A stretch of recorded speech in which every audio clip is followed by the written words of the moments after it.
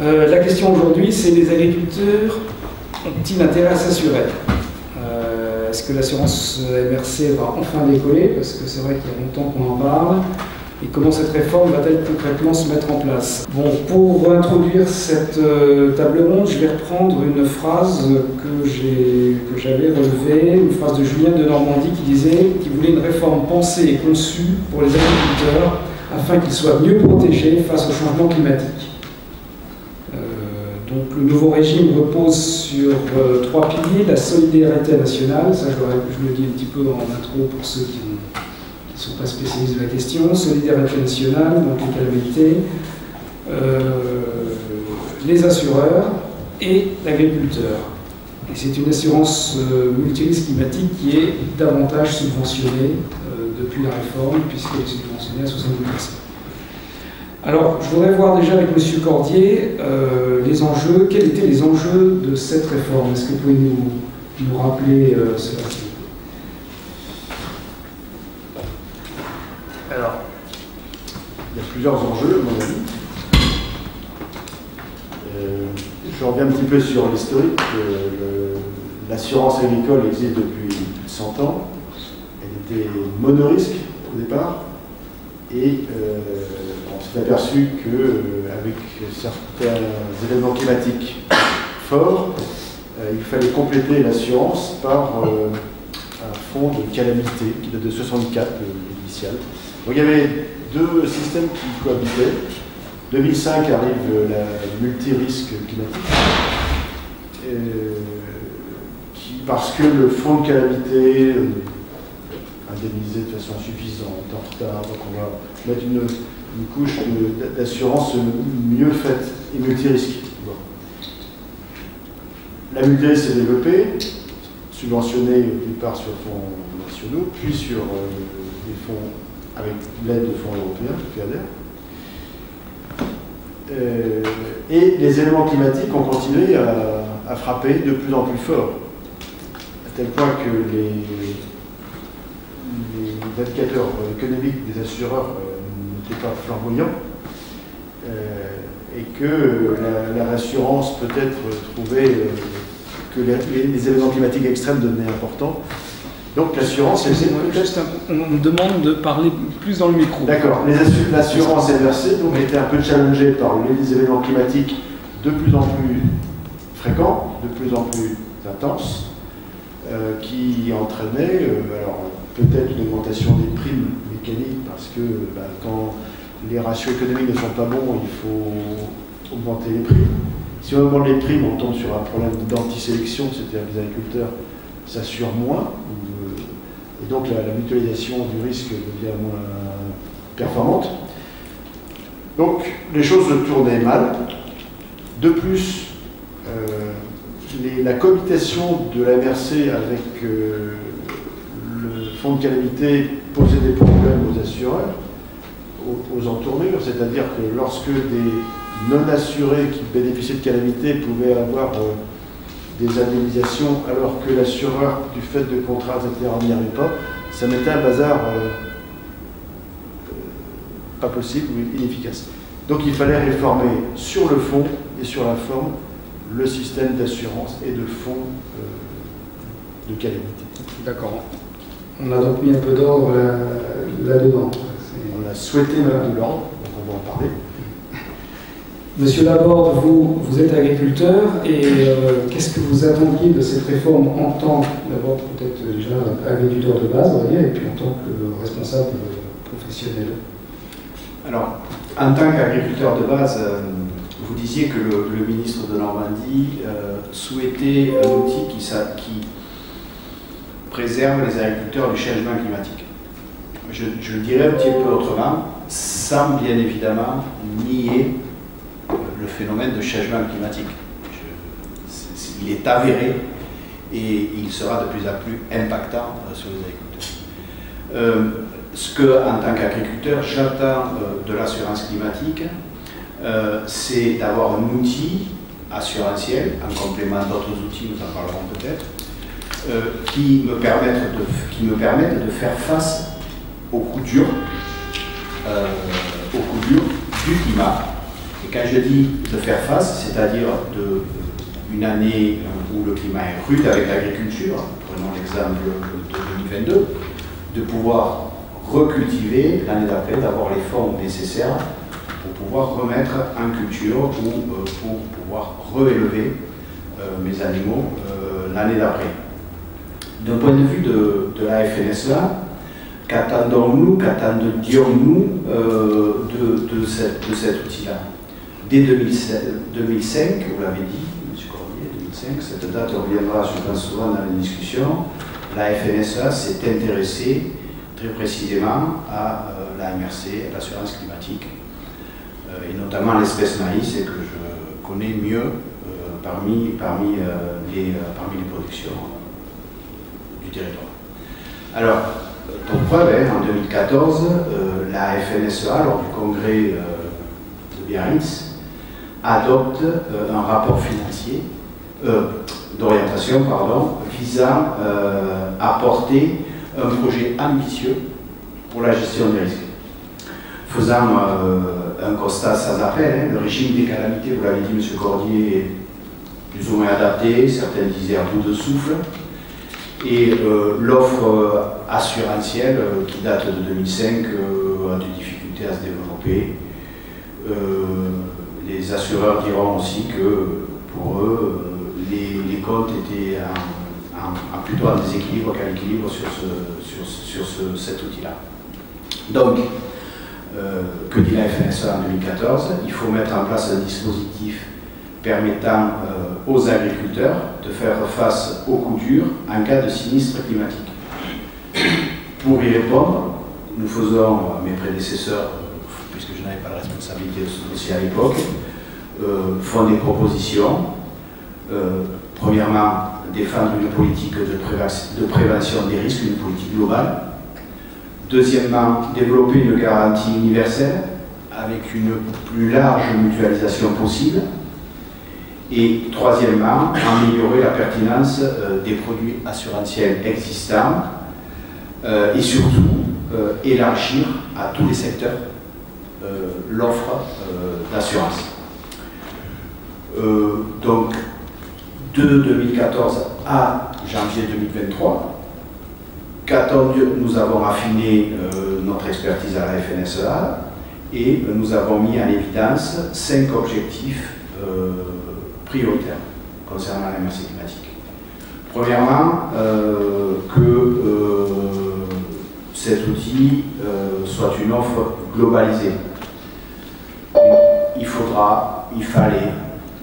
faut que les responsabilités soient bien définies et soient partagées entre l'agriculteur, entre l'assureur potentiel et l'État.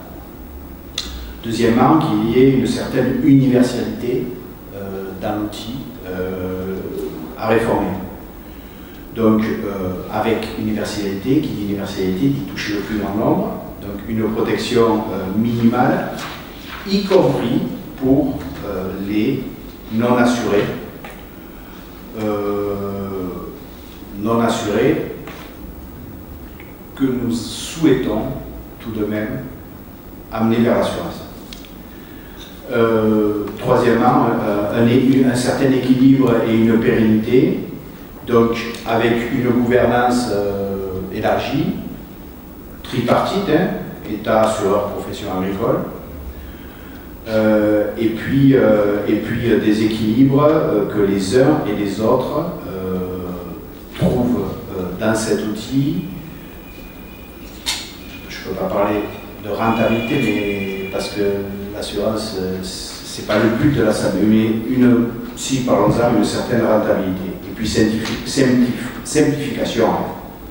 Un seul interlocuteur pour les agriculteurs et un alignement des garanties subventionnables sur le modèle de ce que propose l'Union européenne dans son règlement omnibus, une franchise à verre et une subvention à 70%. Donc globalement, vous êtes satisfait, parce que là, ce que vous décrivez, c'est à peu près ce qui se passe. Là, effectivement, nous considérons que cette réforme, aujourd'hui, est allée dans le bon sens, même si les taux de pénétration pénétration pour l'instant sont modestes. Et ces taux de pénétration modestes nous obligent à continuer à améliorer ce processus. Donc on abordera peut-être des sujets, ou ce dispositif plutôt, on abordera les sujets peut-être plus tard. Alors vous avez parlé de taux de pénétration modeste. Moi j'aimerais bien avoir les chiffres de la part des assureurs, peut-être. Madame Royan, est-ce que vous pouvez nous dire que depuis ces 9 mois oui, c'est ça, 9 mois que... Oui, donc la réforme a été mise en place au 1er janvier avec des conditions qui ont été connues assez tardivement, fin 2022 et même un peu plus tard en prairie, puisque le dispositif a été ficelé plutôt en janvier. Donc le bilan qu'on peut en faire côté Groupama, c'est globalement 9000 exploitants agricoles couverts en plus cette année, et ça représente à peu près 1 million d'hectares qui sont protégés, qui n'étaient pas jusqu'à présent. On a à la fois des nouvelles souscriptions, donc des exploitants agricoles qui n'étaient pas du tout couverts en risque climatique, et on a également une part de transfert d'assurés qui étaient assurés en grève, qui ont compris l'intérêt de s'assurer dans ce nouveau dispositif qui bénéficie de subventions supplémentaires. Donc ils ont fait le pas et qui se sont assurés en tous aléas. Et on a également, ce qui est intéressant, un retrait aussi de nos résiliations qui montre aussi, qui pousse à cet intérêt pour une protection assurantielle. Alors évidemment, cette couverture, elle n'est pas homogène, vous en parliez Franck, elle est sur le territoire encore disparate, parce qu'on a des zones géographiques qui sont plus exposées traditionnellement aux aléas climatiques, et donc une appétence, une sensibilité des exploitants sur ces zones qui est évidemment plus forte. Pour autant, ce qui nous paraît positif, c'est qu'on a réussi à protéger les éleveurs, polyculteurs-éleveurs en tout cas, sur la région, sur le nord de la France et notamment en Normandie, donc des régions qui ne sont pas traditionnellement très exposées. Je pense que l'année 2022 a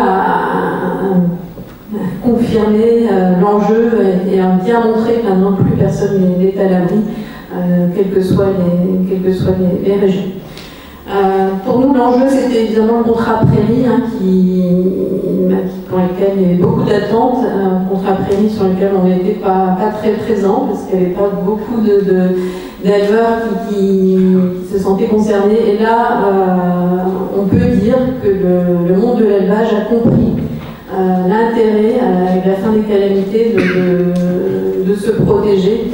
Et donc on a pu protéger à peu près 7000 éleveurs cette année pour la première campagne. Donc évidemment il reste encore beaucoup à faire, mais là c'est déjà un premier pas positif.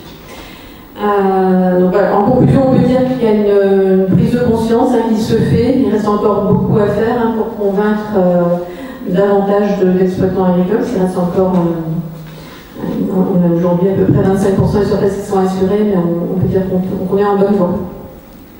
Est-ce que vous avez des chiffres aussi par type de culture? Je sais qu'en grande culture, on était à peine 30% l'année dernière. Vous avez ça ou pas? Et puis en arbre, en vigne? Je peux donner les chiffres du marché. Aujourd'hui, ils sont connus. En grande culture, aujourd'hui, on a progressé peut-être moins sur d'autres filières. On est entre 33 et 34% de couverture, beaucoup plus grande progression en viticulture, avec on atteint presque 44% de couverture, donc un pas qui va passer plus de 14 points, et en élevage, effectivement, où aujourd'hui 9% des éleveurs sont assurés, alors qu'on était à moins d'1% jusqu'à présent. Donc le pas est vraiment significatif sur cette filière. Je ne sais pas si Fika, du coup, vous pouvez nous parler un petit peu de la progression des chiffres? Avec plaisir. Mais juste avant, je me permettrai de rebondir sur quelques éléments qui ont été cités à la fois par Franck et par Jean. L'objectif de cette réforme, co-construite avec les producteurs France entière et les différents ministères concernés consistait bien à faire en sorte que l'on puisse offrir aux exploitants agricoles des outils de désensibilisation de leurs propres revenus face à une inflation des risques climatiques. J'ai insisté sur le fait tout à l'heure que les risques climatiques, et toute la littérature est là pour nous apporter et faire prendre conscience de ce qui nous attend, si rien n'est fait, c'est qu'effectivement on se dirige vers plus de fréquences et plus d'intensité. Et plus aucune région de France n'est épargnée. Donc dans ce contexte de transition agricole, il nous appartenait de renouveler l'offre de sécurisation de l'ensemble de la ferme en France. Alors, on est en pleine période de Coupe du Monde de rugby, et effectivement, c'est les premiers pas que nous avons franchis sur la commercialisation de l'ensemble des produits, quel que soit le type de culture. C'est un véritable essai qui a été transformé. Alors évidemment que le match n'est pas terminé, et la pleine réforme verra son application totale seulement en 2025. En attendant, quand je disais que les premiers pas sont extrêmement intéressants, c'est que effectivement tous les agriculteurs ont pu bénéficier à la fois d'un outil leur permettant de comparer l'avantage d'être mieux sécurisé par rapport aux propositions faites dans le cadre de l'assurance, mais pas que, dans le cadre de la proposition faite exclusivement par le Fonds de solidarité nationale, leur permettant de bien simuler quel serait l'impact en euros, parce que c'est de cela dont il s'agit, sur leur propre compte de résultats. Et quand on est capable de mesurer les résultats à l'échelle et de visualiser à l'échelle de sa propre exploitation, on prend conscience de ce qui peut nous attendre en termes de revenus demain, et c'est sur cette base-là que nos exploitants agricoles ont pu prendre une sage décision qui consistait à se contenter du Fonds de solidarité nationale, qui certes est gratuit, mais qui, très franchement, est très peu protecteur dans le contexte d'inflation climatique dans lequel on vit, et le régime assurantiel qui, lui, est capable de s'adapter à toutes les exploitations agricoles. Et comme Nadia le disait, effectivement, on est passé en assurant des prairies de quasiment rien à 1 million d'hectares sur les 12,5 millions d'hectares en France. Donc c'est quand même déjà 10% ou presque des surfaces assurées. Et dans la loi, il est inscrit un objectif de 30% en 2030. On y sera. En fruits, nous sommes passés de pas grand-chose à déjà 18 000 hectares de fruits assurés sur 160 000 hectares exploités en France. C'est aussi déjà 10% des surfaces assurées en 2 temps 3 mouvements. Et là encore, par rapport aux objectifs de la loi qui consistent à atteindre 30% des surfaces assurées en 2030, je pense que nous y serons très largement. Viticulture, à peu près 30% des surfaces, 35% des surfaces déjà assurées sur les 750 000 hectares exploités en France, pour 60% d'objectifs en 2030, je pense que nous y serons aussi. Et enfin, en grande culture, pareil, 31% des surfaces assurées. Pour ces 2 derniers groupes de cultures, on aurait pu imaginer que déjà nous avions atteint un plafond vert, mais pas du tout. Grande culture, je redis, on passe de 31 à quasiment 35%, et en viti, on passe de 35 à 43% des surfaces assurées. Donc oui, ce premier essai, dans un laps de temps extrêmement court, avec des informations qui sont arrivées auprès de l'ensemble des professionnels et de l'assureur au compte-gouttes, ou on va dire au fil de l'eau, moi, nous, Crédit Agricole, nous considérons que déjà ce premier essai est vraiment un bel acte de transformation de la part des exploitants agricoles qui ont pris conscience de ces événements climatiques dans ce contexte de transition agricole où on a besoin plus que jamais de les sécuriser parce que d'autres enjeux les attendent au niveau de leur méthode culturelle, au niveau de leur pratique d'élevage.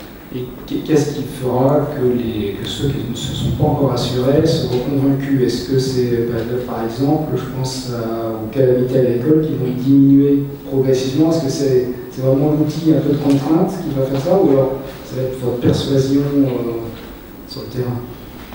Je dirais qu'il faut encore beaucoup convaincre, beaucoup expliquer cette réforme. Je pense qu'il y a eu un travail énorme, sinon on n'aurait pas ces résultats.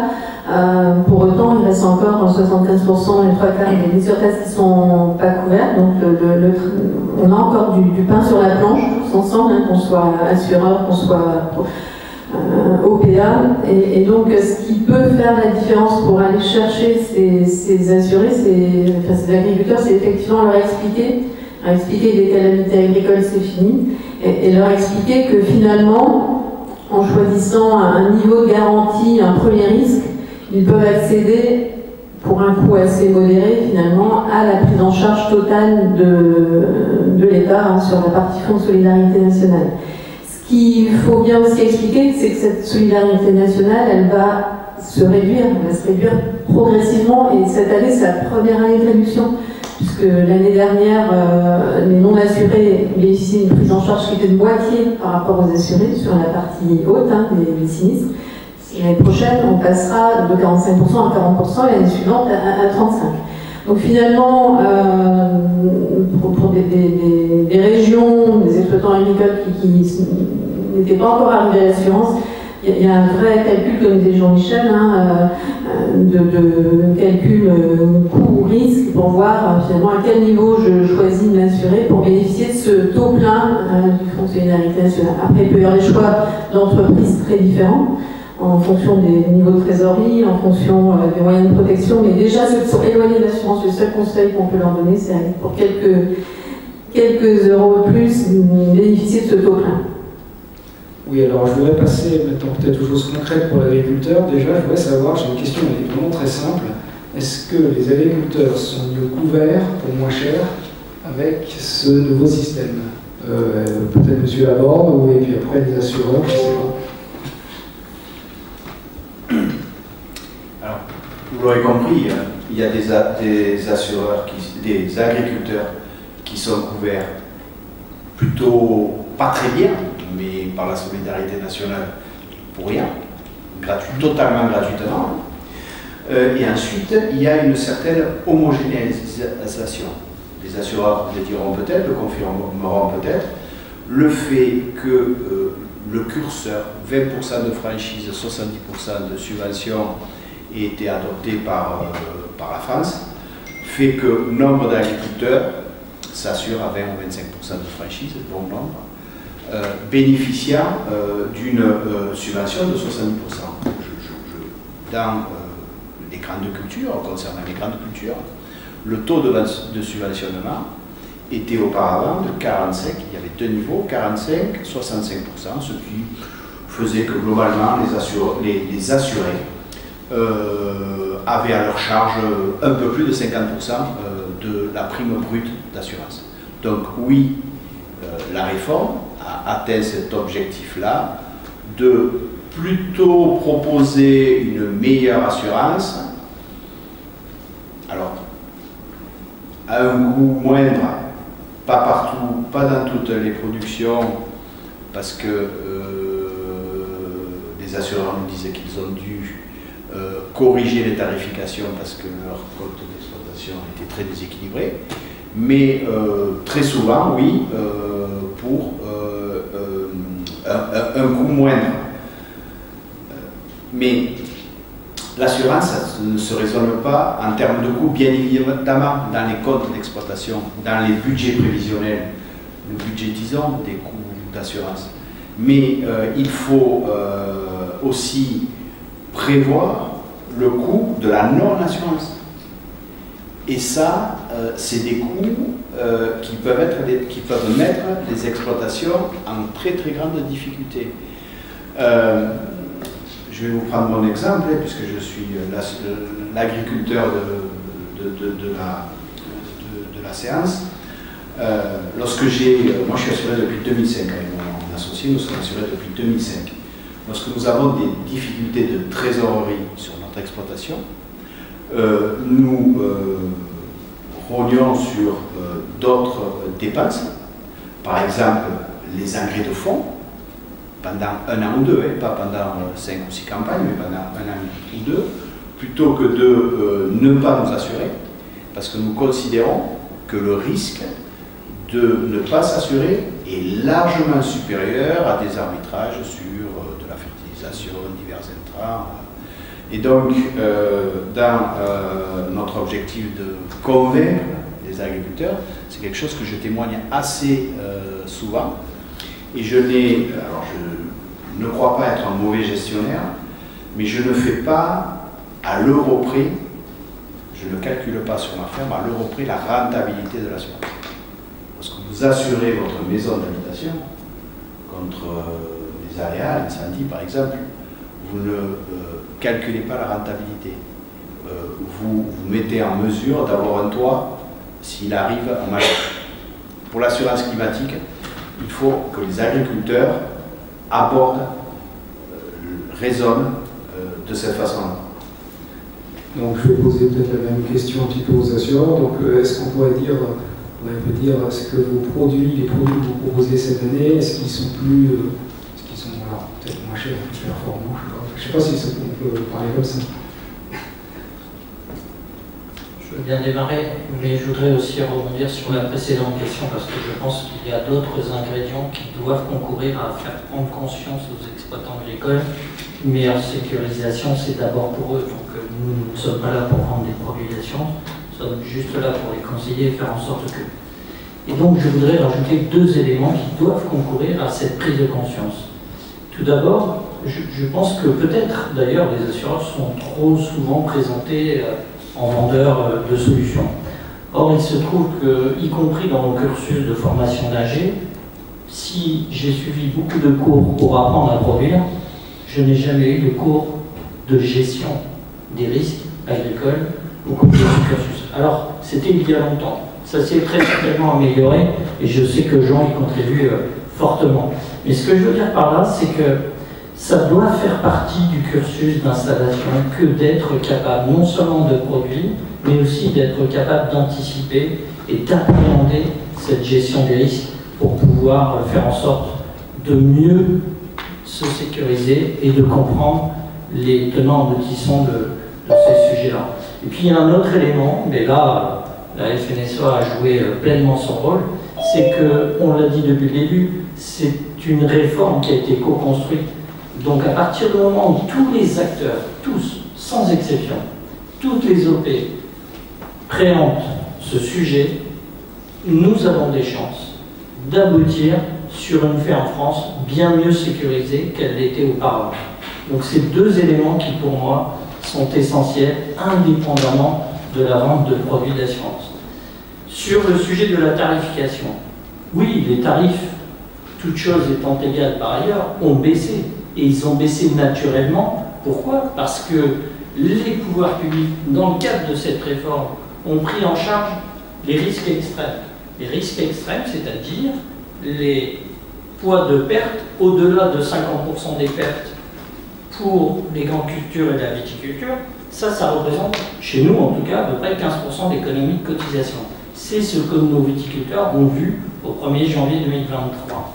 Pour les producteurs d'herbes et de fruits qui étaient déjà assurés, c'est entre 30 et 50% de diminution de cotisation parce que le seuil qui a été accordé en phase de démarrage aux producteurs n'est pas de 50 mais de 30. Donc on voit bien que les pouvoirs publics n'ont pas lésiné sur les moyens à mettre en œuvre pour prendre en charge des risques extrêmes et faire en sorte que tous les exploitants agricoles aient les moyens de correctement se sécuriser, donc d'acheter le niveau de franchise qui leur est supportable. Et c'est ça qui est fondamental dans notre approche de conseil. C'est que chacun des exploitants agricoles puisse prendre conscience de si jamais j'ai une perte, combien moi je vais supporter au titre de mon compte de résultat. Et quand on se contente du Fonds de solidarité nationale, pardon Franck, mais quand même, si je prends le cas des grandes cultures, 100% de perte, 50 de franchise, taux d'indemnisation 45, 45 sur les 50, le client il va percevoir 22 ou 23%. il ne peut pas supporter ce coût, cette auto-assurance. Ce n'est pas possible dans le contexte que l'on vit, même si les prix sont un peu mieux qu'il y a 3 ans, mais en attendant, les coûts de revient ont aussi fortement augmenté. Ce n'est pas le moment de lâcher prise sur un juste niveau de sécurisation sur chacune des fermes. Je voudrais rebondir sur la gestion des risques dont parlait Jean-Michel. Effectivement, l'assurance, c'est un des outils de gestion des risques. C'est sûrement pas le seul, il ne faut pas le concevoir comme ça. Aujourd'hui, notre rôle, c'est effectivement de conseiller l'exploitant agricole dans une démarche globale. On a parlé de trésorerie tout à l'heure, c'est un élément clé dans le choix, notamment le choix de la franchise. Il peut y avoir aussi des mesures de protection des investissements qui sont faits, qui sont parfois des investissements extrêmement coûteux. Je pense à l'arboriculture ou à la viticulture, avec des tours anti-gel, des brasseurs, etc., des filets parallèles. Donc certains exploitants ont cette démarche d'investissement pour se protéger, l'assurance va venir en plus. Donc on a besoin de les aider à trouver cette approche globale et le bon niveau de protection qui correspond à leur réalité. Donc là, sur certaines filières où on avait une offre qui était peut-être plus simple, aujourd'hui on a travaillé notamment avec les professionnels de l'arboriculture et nos élus pour définir une offre qui sera demain plus modulable en intégrant justement tous ces paramètres qui font sens aujourd'hui et qui doivent permettre d'avoir plusieurs dispositifs complémentaires pour aider à se prémunir à une meilleure résilience des exploitations agricoles. Oui, Monsieur Cordier, donc sur cette question de l'intérêt pour les agriculteurs, comment vous le voyez, puis est-ce que vous avez éventuellement encore des améliorations qui pourraient être possibles à proposer éventuellement? Demain, j'anime une séance dans le conseil local et j'ai un témoignage de 2 agriculteurs. Je vais dévoiler leur témoignage, un scoop. Le premier agriculteur dit moi, je ne m'assure pas parce que d'abord, je suis dans une situation privilégiée où j'ai de l'eau. Donc la grêle me suffit. Je ne m'assure pas, c'est pas vrai. La grêle me suffit. Et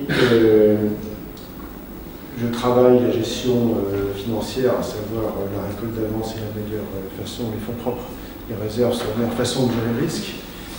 Et puis, enfin, il dit que l'assurance, en fait, ne traite pas mon problème. Mon problème, c'est la qualité. Je suis dans une zone de grande culture où je fais de l'arboriculture, des produits locaux, et la qualité n'est pas bien intégrée dans les contrats d'assurance. Elle a été dit, je demande confirmation à droite à gauche, je demande un spécialiste. Donc, il dit, moi, je fais de l'auto-assurance, et voilà. Et puis, l'autre personne qui fait plutôt polyculture élevage, par contre, elle est fanatique de l'assurance, y compris de l'assurance privée, indicielle, et je connais un peu les avantages et les inconvénients de l'indice.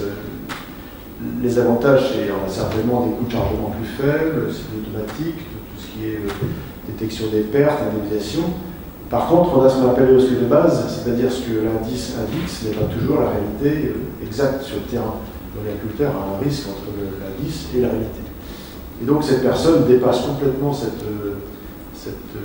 problème supplémentaire de l'indiciel en disant mais si c'est l'avenir, l'avenir c'est la technologie, c'est le fait d'avoir beaucoup de données qui permettent à l'assureur de mieux comprendre. D'ailleurs, j'entends parler d'amélioration des polices lorsque les actions de prévention sont prises.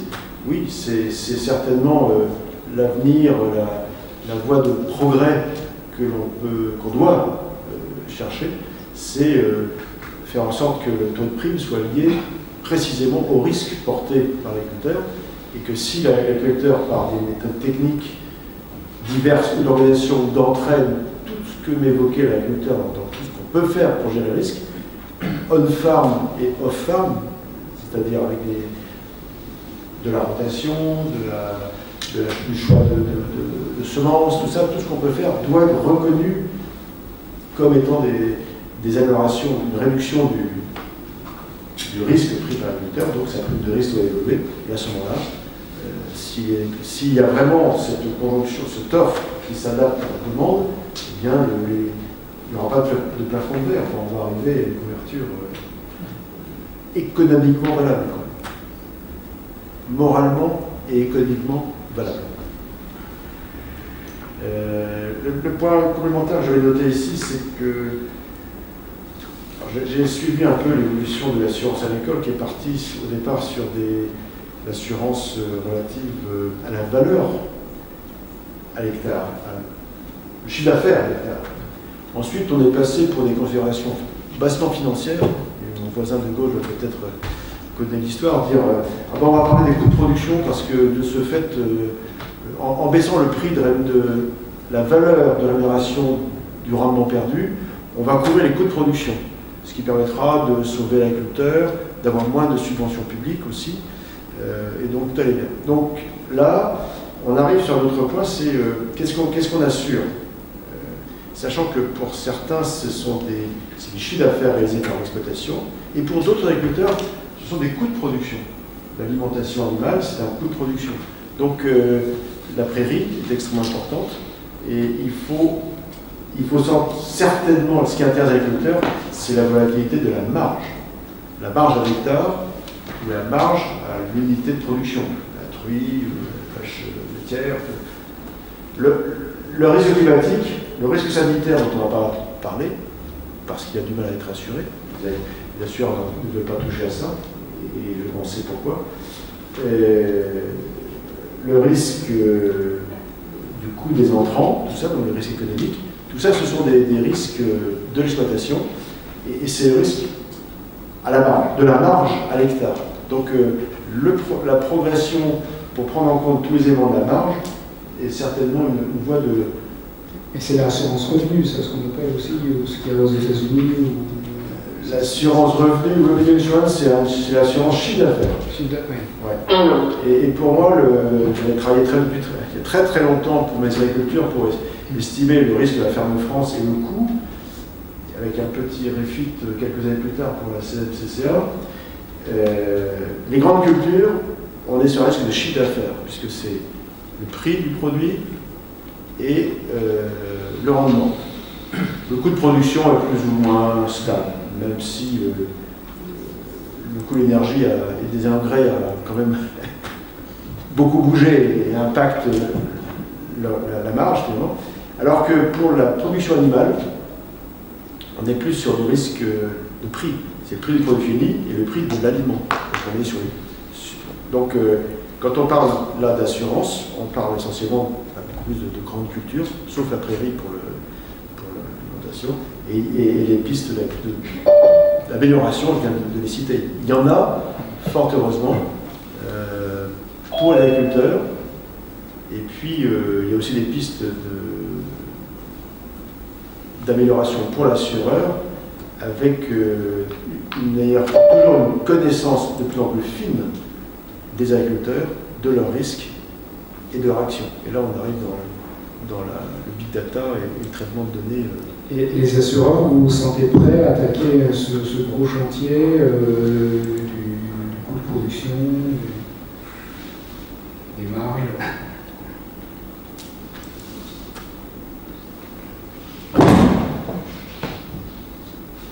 Pardon.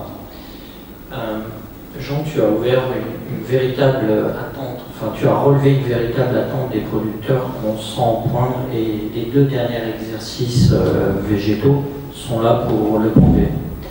Et du coup, ça me donne l'occasion de partager avec vous ce que les exploitants agricoles critiquent dans le modèle actuel. Donc, on a effectivement, grâce à Omnibus, eu l'occasion désormais de subventionner des franchises de 20%. Mais quand on exprime une perte de l'année, on l'exprime par rapport à une moyenne historique de l'exploitant. Et s'il est à peu près compréhensible de la part des exploitants agricoles de se conforter de cette moyenne historique 3 ans, moyenne historique 5 ans maintenant, il n'en demeure pas moins que c'est une espèce de seconde franchise.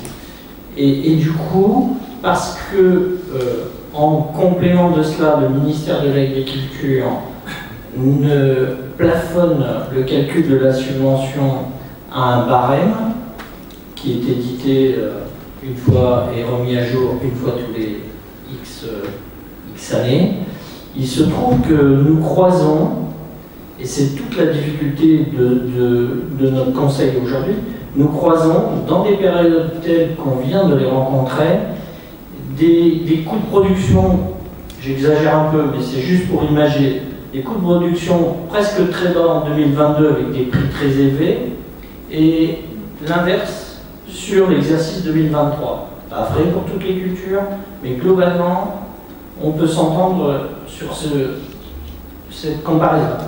Ce qui me fait me rapprocher de ce que évoquait Jean à l'instant, c'est qu'au final, ce qui protège mon exploitant, c'est pas tant l'assurance de son chiffre d'affaires, mais c'est bien son niveau de marge qu'il a besoin de réaliser pour faire front à toute sa chaîne de dépenses. Donc nous avons testé l'assurance chiffre d'affaires, on n'a pas eu un écho extrêmement favorable. Alors ok, c'était pas subventionné, mais en soi, puisque nous n'avions pas encore réussi à gravir la première marche de l'assurance perte de volume, et on se souvient tous que dans, y compris les États-Unis, que la réussite de l'assurance revenu est passée d'abord par une première marche de l'assurance des volumes. Donc peut-être que lorsque nous aurons atteint, mais on a déjà cette demande, l'assurance de la grande majorité des surfaces sur la base du volume, on nous réclamera très certainement l'assurance marge. Et déjà on nous réclame. Donc aujourd'hui nous n'avons pas le produit, mais il est probable qu'il faille travailler dessus. Monsieur Laborde, ça vous intéresse Oui. Le produit. Alors, nous allons un peu déborder de l'assurance climatique, mais à ce stade, j'aimerais bien réagir sur ce qu'a dit M. Cordier et ce qui a été dit. Pour nous, la couverture du risque ne repose pas sur un seul outil, ne repose pas uniquement sur l'outil assurantiel. Alors, bien évidemment, qu'il serait pratique pour un agriculteur de se couvrir dans une relation de conseil, dans une relation commerciale, avec un seul interlocuteur, mais ce n'est pas la vision que nous avons. Alors, la difficulté à laquelle nous sommes confrontés, c'est que la décision de se couvrir, alors, de s'assurer ou de se couvrir autrement, relève de la liberté du chef d'entreprise que nous sommes, agriculteurs. Et ensuite, l'agriculteur s'arbitre par rapport aux outils qui sont à sa disposition. Mais des outils à disposition des agriculteurs, à notre disposition, il en existe. Des outils pour se couvrir de la volatilité des prix, notamment en agriculture et sur les grandes céréales, il en existe. Le marché à terme. Pour revenir sur le sujet de la volatilité des prix, des charges et des prix.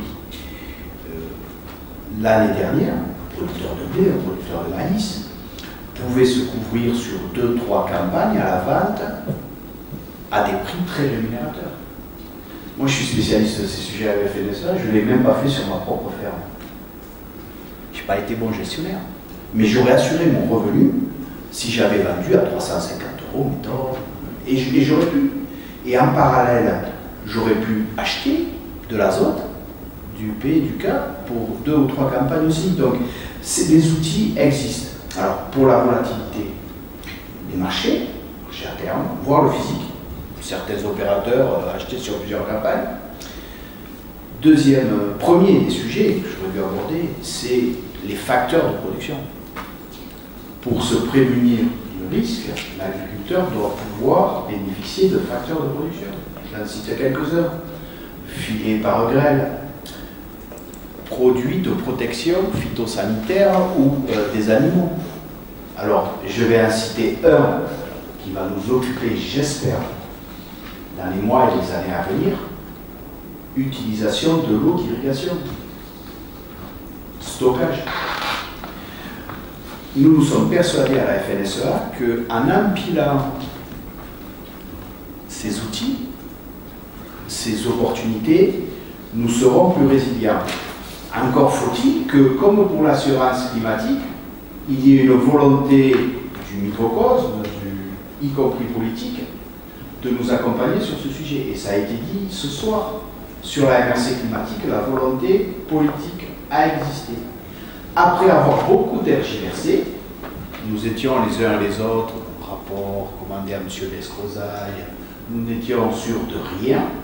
Bon, nous avons eu un petit coup du destin au printemps 2021, un coup de gel, notamment sur l'île, dévastateur, c'était en 2021, c'est ça, je me retourne vers les assureurs, qui a accéléré et qui a fait prendre conscience, notamment au ministre, qu'il fallait aller vite sur ce sujet-là.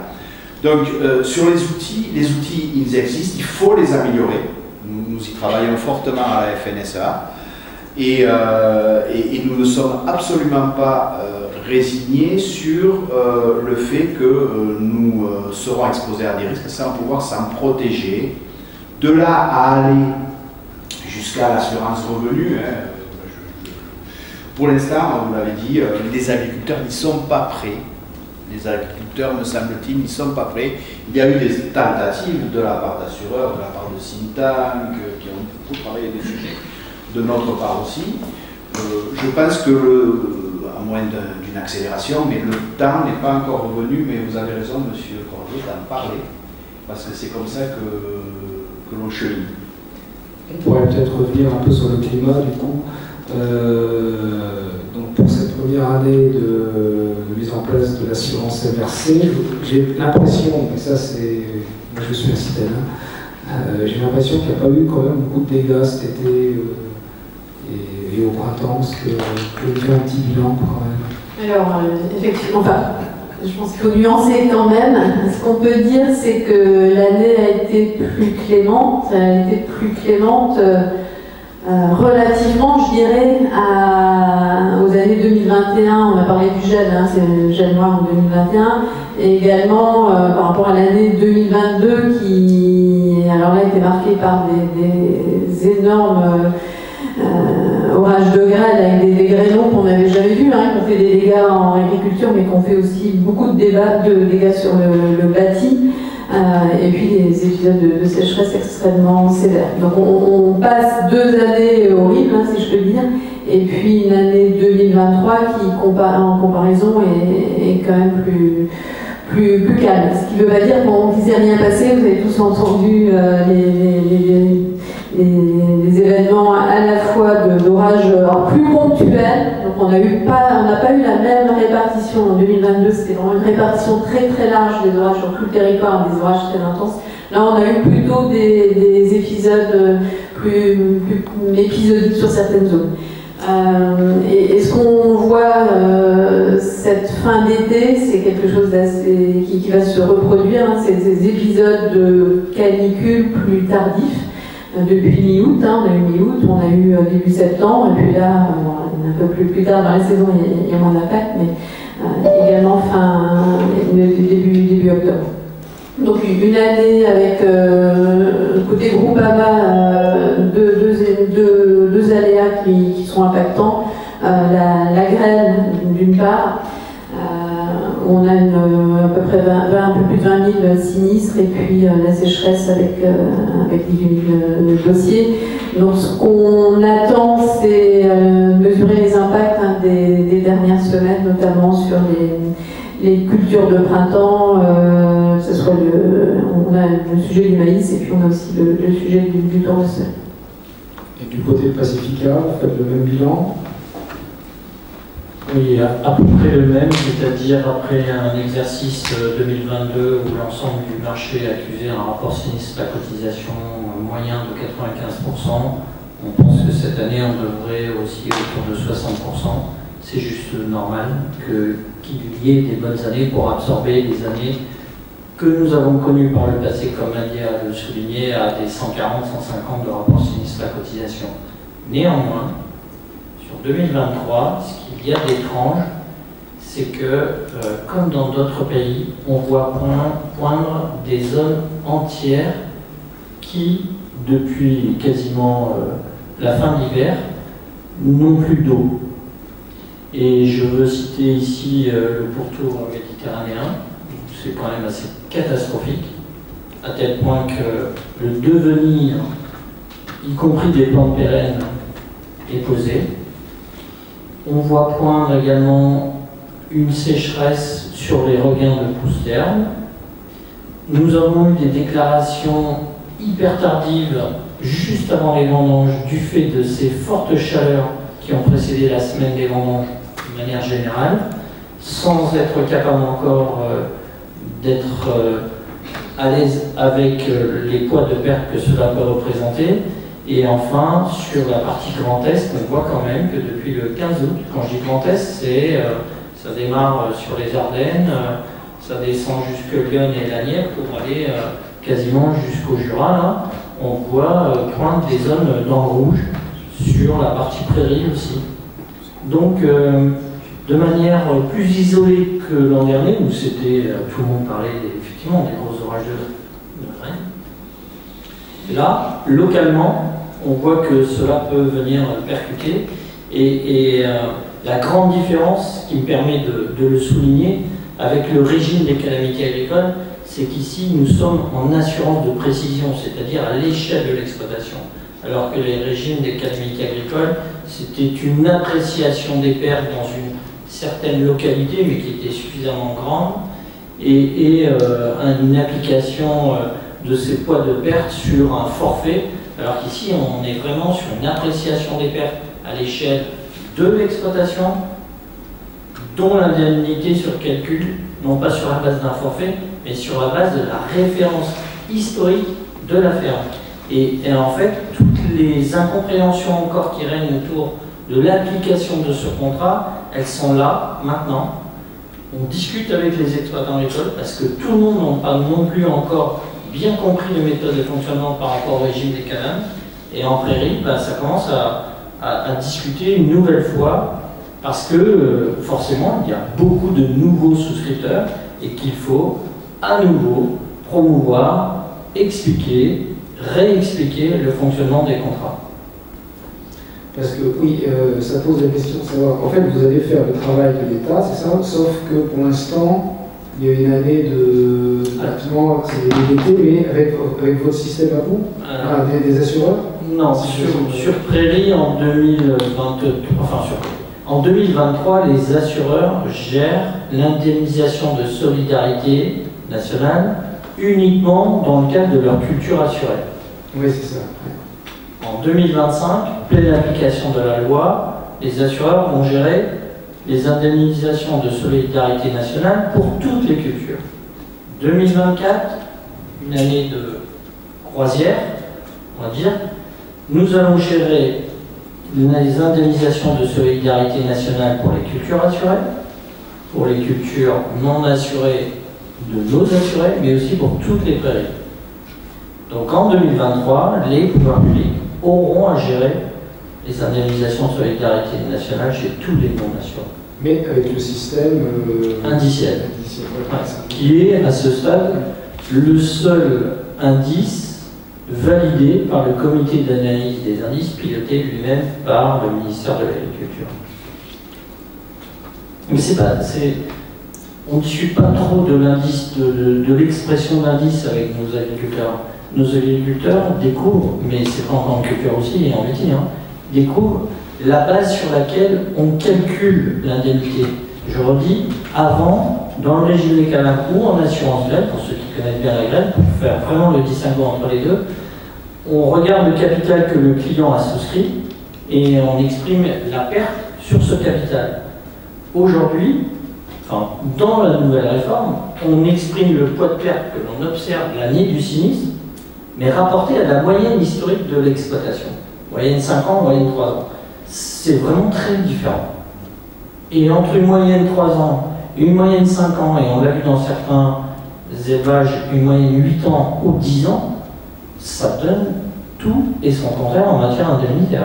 Qu'est-ce qui choisit cette moyenne? C'est l'agriculteur qui décide son contrat? Le cahier des charges prévoit, pour pouvoir faire en sorte que la cotisation soit subventionnable, que l'exploitant doit choisir entre soit la moyenne des 3 dernières années, soit la moyenne olympique. La moyenne olympique, c'est je regarde ce qui s'est passé les 5 dernières années, j'enlève la meilleure des 5 années et j'enlève également la moins bonne et je fais la moyenne des 3 restantes. Donc l'exploitant, généralement, il choisit la meilleure des 2 valeurs. Voilà, c'est le choix qui leur est attribué. Globalement, on observe plutôt en prairie un choix autour de la moyenne triennale, hein, sur le portefeuille Groupama en tout cas, de façon assez majoritaire. Et l'année prochaine, avec l'incident dans certaines zones, effectivement, il a pu y avoir des difficultés. Globalement, le potentiel va augmenter avec l'année 2023 qui va permettre de changer la donne sur la moyenne triennale. C'est un élément qu'on observe dans plusieurs régions. Alors peut-être sur l'interlocuteur agréé, on attend quand même les conclusions encore des pouvoirs publics sur le périmètre stabilisé pour 2024, même si on a effectivement donné le fonds assureur et avec le Conseil de l'agriculture française, on a poussé la solution dont parle Jean-Michel. On a besoin que les choses se stabilisent, soient validées dans les prochains jours, on l'espère. Vous voulez rajouter des choses? Parce que je vois que le retour, moi j'avais une question, c'était sur, quelqu'un a dit, je ne sais plus qui, que les pouvoirs publics n'avaient pas lésiné sur les moyens. Je ne sais plus qui, c'est vous. Je voudrais poser une question à Jean Cordier, en fait, est-ce que c'est suffisant? Est-ce que c'est soutenable pour l'État? Est-ce que l'enveloppe, voilà, est-ce que l'État a vraiment mis les moyens qu'il fallait et est-ce qu'on y arrivera? Il faut d'abord revenir aux fondamentaux. On parle de risque climatique, et on a dit depuis le début que les risques climatiques augmentaient. Donc on va dire que la prime de risque climatique augmente pour la ferme France. Donc c'est une patate chaude. Et la question c'est comment se répartit la patate chaude, c'est-à-dire qui paye le risque. On nous parle de subventions, 70%, tout ça, l'agriculteur. Bon. Il faut revenir aux fondamentaux de d'où vient l'argent qui paye les primes. Moi, je vois différentes origines. Il y a l'agriculteur qui paye une fraction de sa prime. Il y a l'agriculteur qui paye des surprimes sur ses contrats d'assurance, taxe par fiscale, qui paye. Il y a le FEADER qui apporte une financière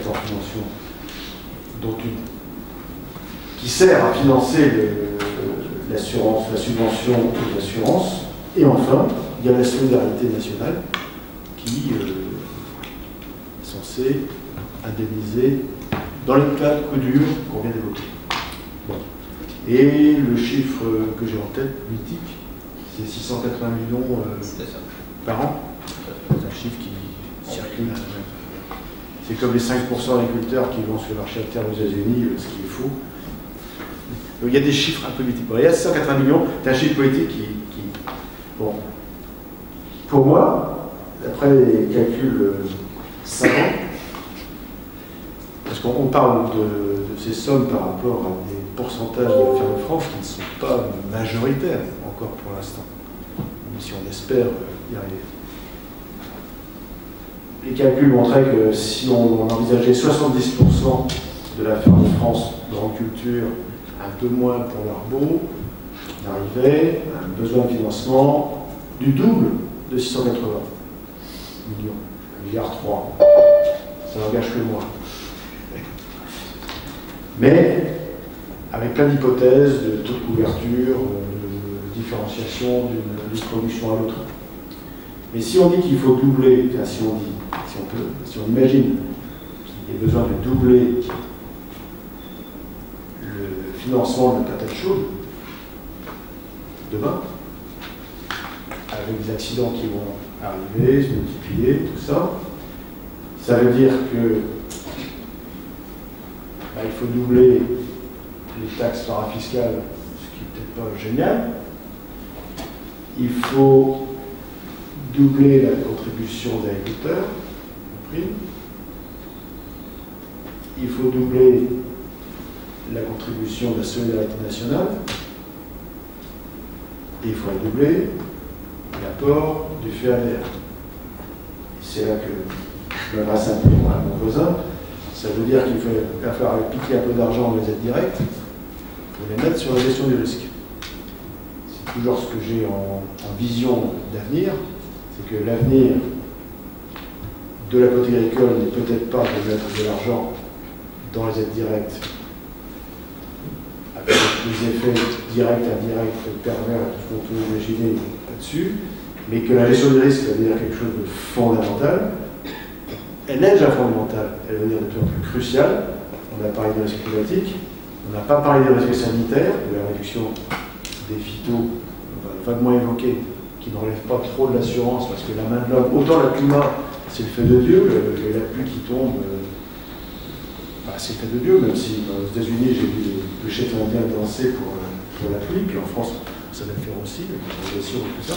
Bon, donc, c'est le fait de Dieu, le climat. Par contre, le sanitaire, c'est plus le fait de l'homme. Ça se gère, ça s'assure moins bien parce que ça dépend ce que fait l'homme et l'assureur, il ne peut pas dépendre de conditions de fonctionnement de l'État, de décisions publiques, etc. Donc, le risque sanitaire va augmenter, le risque sanitaire et le risque climatique sont liés, donc ça complexifie aussi l'histoire. Qu'est-ce qu'il y a d'autres risques qui arrivent, ça arrive partout. Donc, la prime de risque va augmenter, il va falloir mettre sans doute plus d'argent là-dedans. Où trouve-t-on l'argent? Eh bien, c'est une réflexion qu'il faut avoir très sérieuse, parce que la partie financement, c'est pas fini. On va avoir, surtout si on réussit à mieux couvrir la ferme France, ce qui est une bonne chose. Je le rappelle, je suis professeur, je dis que s'il n'y a pas de bonne gestion de risque, il n'y a plus d'investissement.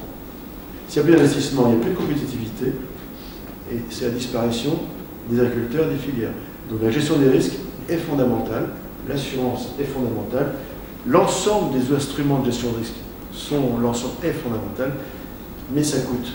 Et comme les risques augmentent, il va falloir se partager un patate chaude au mieux. Je n'ai pas la solution toute faite, j'ai uniquement une vision du besoin de réflexion de comment on partage le coût du risque. Est-ce que quelqu'un va avoir le mot de la fin ou est-ce que ça sera la conclusion? Oui. Est-ce que c'est vrai que M. Laborde, c'est vous qui êtes... Non, c'est surtout pas le mot de la fin. Est-ce que je pourrais te poser des questions à M. Cordy? Alors, c'est pas mon rôle, mais... et le consommateur là-dedans? Vous avez cité les financeurs potentiels. Et le consommateur là-dedans? Est-ce que pour...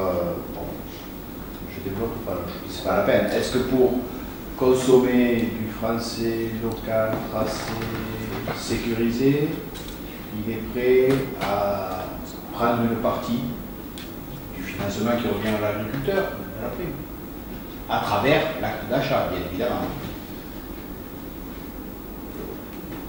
La réponse est peut-être un peu dans la situation actuelle où les difficultés de pouvoir d'achat induisent des consommations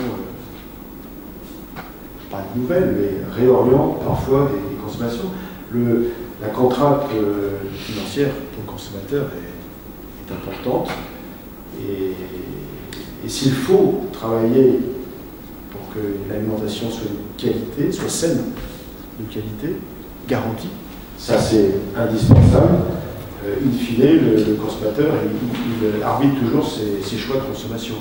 Donc le consommateur acceptera une partie du bon travail réalisé par l'agriculteur, il le fait déjà.